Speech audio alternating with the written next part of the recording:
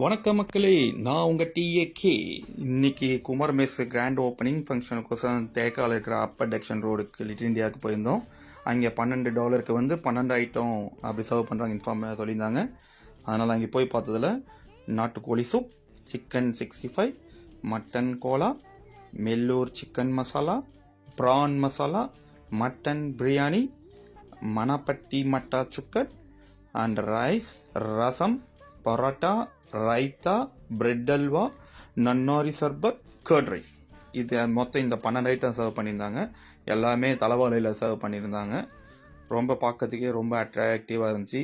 Ambient பார்த்தீங்கன்னா உள்ளே ரொம்ப நல்லா இருந்துச்சு அந்த ஹோட்டலோடது.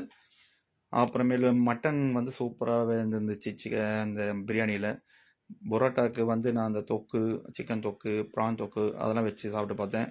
பரோட்டா ரொம்ப சாஃப்டாக நல்லா இருந்துச்சு. அதுக்கப்புறமேல் பார்த்தீங்கன்னா ப்ரான் நல்லா வெந்திருந்துச்சு.